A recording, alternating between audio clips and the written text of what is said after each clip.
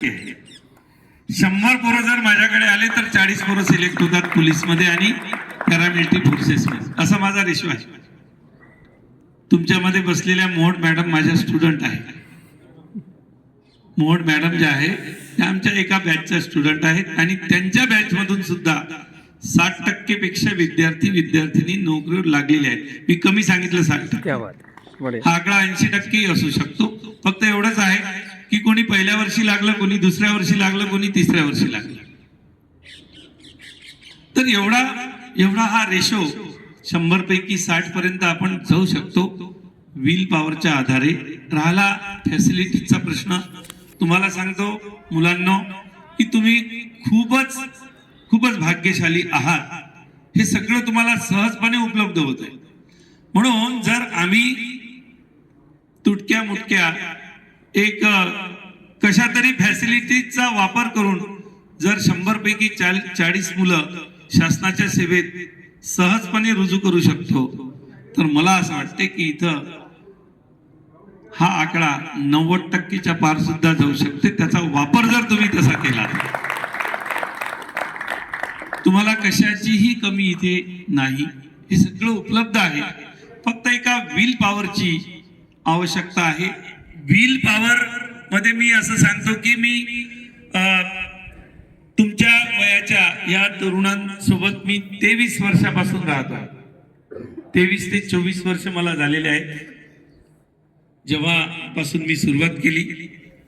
तर जेव्हा केव्हा तुमच्यासोबत मी राहतो तर मला असं वाटते की एक मुलगा प्रचंड यश मिळवितो कमी वेळात आणि दुसरा मुलगा अपयशी होतो त्याच्यापेक्षा जास्त वेळात. त्याचं कारण काय असेल? त्याचं कारण फक्त आणि फक्त एकच आहे.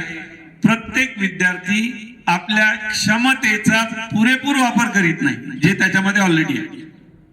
ज्या क्षमता तुमच्या वयाच्या मुलांमध्ये आहेत त्यांचा पुरेपूर वापर केला जात नाही, हेच त्याचं एक कारण आहे. हा वापर करण्यासाठी मी असं कधीच म्हणणार नाही की तुम्ही तुमच्या सर्व छंदांचा, तुमच्या आवडीनिवडींचा त्याग करा, असं बिलकुल म्हणणार नाही. त्या जोपासून सुद्धा तुम्हाला जी अपेक्षित परीक्षा आहे, तुम्हाला वाटत असेल की सेंट्रल गव्हर्नमेंट मध्ये जायचं, आपल्याला रेल्वेमध्ये जायचं, बँकिंग मध्ये जायचं, कोणीही अडवलेलं नाही. तुम्ही तुमच्या क्षमता ओळखा आणि तुम्हाला पाहिजे ती अचिव्हमेंट करा, असा माझा अनुभव आहे. मी एक उदाहरण सांगतो सर. माझ्याकडे एक माझ्या गावची चंडिकापूरची एक मुलगी, ती चौरपगार नाव, इथला विद्यार्थी आहे सुशील चौरपगार, त्याची बहीण म्हणजे चुलत बहीण, मोठ्या वडिलांची मुलगी. ती मुलगी एका प्रसंगी माझ्या घरी आली आणि मला तिच्या वडिलांनी सांगितलं की हिला थोडं डिस्टर्ब आहे, हिला मार्गदर्शन कर. तिने BSc ची डिग्री आहे ना कमीत कमी 6 वर्षामध्ये कंप्लीट केली.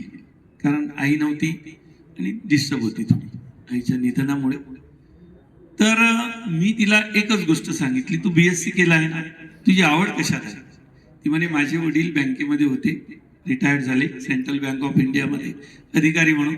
म्हटलं तुझी आवड कशामध्ये आहे? तर म्हणे बँकेमध्ये आहे. म्हणे काका बँकेसाठी काय करायचं, कसं करायचं तुम्ही सांगा. मी म्हटलं बँकेमध्ये जर आवड आहे तर फक्त आणि फक्त बँकेचाच अभ्यास कर आणि फक्त सिलेबस जाणून घे. सिलेबस जाणून घेतला त्या मुलीनी आणि थोडा वेळ लागला कारण BSc चे पण तिचे सब्जेक्ट आले होते. तर त्या मुलीचं गेल्या 2 वर्षाच्या पूर्वी 4 ठिकाणी बँकिंग मध्ये सिलेक्शन झालं. 4 ठिकाणी. ती सेंट्रल बँक ऑफ इंडिया म्हणजे तिच्या वडिलांच्या बँकेमध्ये सध्या नोकरीवर आहे, बँक PO म्हणून. SBI मध्ये क्लरिकल मध्ये पण सिलेक्शन झालं, IBPS मध्ये पण सिलेक्शन झालं. मला हे सांगा की ज्या मुलींनी BSc ला 6 वर्ष लावले, 12वीत सुद्धा कदाचित माहित नाही तिचं मला, तर तुम्ही काय अपेक्षा करू शकता की ही मुलगी बँकेचा सिलेबस कठीण समजला जातो. मला असं वाटते की जे सिलेबस कठीण आहेत त्यांचा रँकिंग पण कमी असतो, एकदम कमी असतो, त्याचा रेशो पण कमी असतो. पासिंगचा रेशो पण कमी असतो. अडचण काय आहे की आम्ही सर्वात पहिले तर सिलेबसच जाणून घेत नाही. सिलेबस जाणून न घेता एखाद्याने जर सांगितलं आम्हाला की बँकिंगच्या परीक्षामध्ये खूप मॅथ्स, इंग्लिश सारखे, रिजनिंग सारखे विषय टफ असतात, मान्य आहे, टफ असतात, त्याला आपण सोपं पण करू शकतो हार्डवर्कच्या माध्यमातून. आणि दुसरं असं करू शकतो की ह्या ज्या बँकिंगच्या परीक्षा आहेत यांचा स्कोर सुद्धा अगदी कमी असतो बाकी परीक्षांच्या तुलनेत, त्यामुळे त्याला हार्ड मानण्याची फारशी आवश्यकता नाही. मला असे माझ्याकडे विद्यार्थी आहेत की 10वी मध्ये 2-2, 3-3 वेळा फेल होतात. आता तर फेल व्हायची गरज नाही. 10वीत अगदी 17 नंबरचा फॉर्म भरलेले विद्यार्थी पोलीस भरतीच्या परीक्षेमध्ये 100 पैकी 96-97 मार्क घेतात लेखी परीक्षेमध्ये. हा विचार करा. आणि इथे आलेला प्रत्येक विद्यार्थी, तुम्ही इथे आलेला प्रत्येक विद्यार्थी हा हाय स्कोररच आहे, कारण पर्सेंटेजच्या आधारेच तुमचे नंबर लागतात इथे. त्यामुळे एवढा चांगला तुमचा सुरुवातीपासूनचा अभ्यास, अकॅडमिक करिअर तुमचं अगदी चांगलं, तर तुम्हाला शासनाच्या होणाऱ्या कोणत्याही परीक्षेचं बंधन नाही. तुम्ही सहज आणि सहज कोणतीही परीक्षा सहज आणि सहज पास करू शकता.